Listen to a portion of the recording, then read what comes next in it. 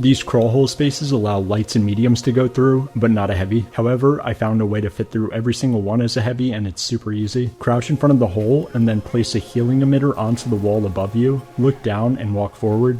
This pushes you down into the ground just enough to let you squeeze through. And look how simple, quick, and consistent it is. You could do it without attaching it to the wall as well, but I only get through them like once every 3 tries doing it like that. I wouldn't have even thought to try this out if it wasn't for this other method found by melleracappellerfor. I asked them if I could show the goo version in this video, and they were cool with it. You can find a ton of other useful tips and texts like this on their channel, and I'll have that linked in the description. Props will work too, but it takes me like 3 tries with these as well. If you do want to try this with the prop, I find orange barrels the easiest. This crawl hole on Vegas allows you to just fit through it without needing to do anything. I wouldn't be surprised if there are more spots like this, but I just didn't want to spend 30 minutes trying to fit through every single crawl space in the game as a heavy. If your teammate's statue is in a risky spot to try and grab, you can just launch it with an explosion or any barrel to try and grab it somewhere safer. This is already really useful, but what makes it insane is that this will work even if the statue is on the other side of structures like a ceiling or walls. You can also use this to launch enemy statues as well. Doing it to enemy statues is great for reasons like moving it somewhere easier to defend the res from, to make enemies have to go further out of their way to revive, or to even cancel the revive. I use the MGL a bunch, which is great for all these aspects since I don't need to use a gadget or find a barrel to do this, and the same thing would apply with the CL40.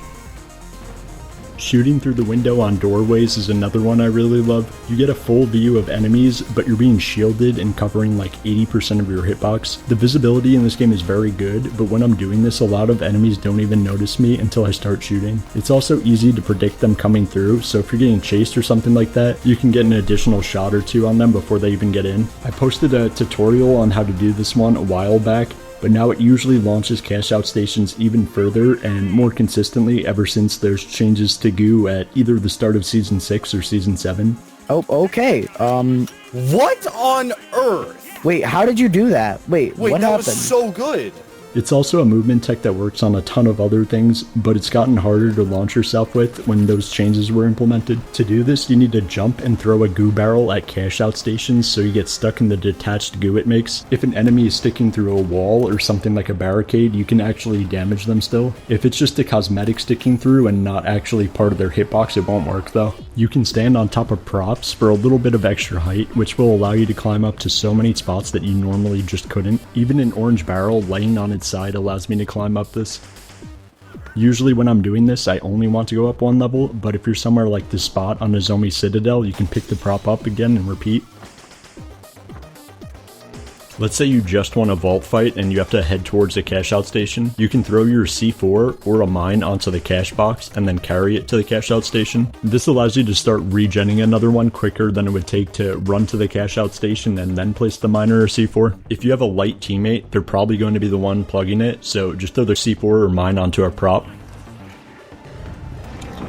This is something I've been doing in FPS games for literally 15 years now. It's often referred to as reload canceling, but all you have to do is swap to a gadget and then back to your weapon once you see the ammo counter replenishes. You're not actually reloading quicker, but you're able to get your shots off faster after the reload since it cancels the animation. Throwing a dome shield at a jump pad or launch pad won't let it activate until it lands, but what you can do is throw the dome shield right before it and let it roll onto the pad. I'd guess that most people know you can place a healing emitter behind a barricade for a head glitch, or you can also just use a prop to stand on behind the barricade for a head glitch, but you can also just put one near a wall and then sort of wedge yourself between it.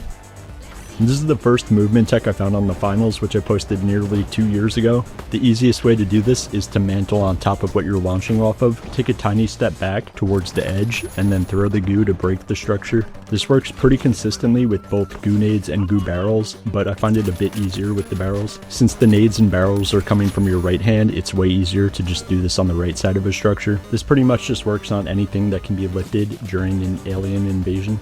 I find it most useful when I'm playing medium since I could place a jump pad and just hit it with that extra momentum. If you're playing heavy, it's also useful and I get to places quicker by doing this compared to just running there, but as a light this isn't really going to benefit you. You can angle jump pads on so many things that you just wouldn't expect, like window shutters.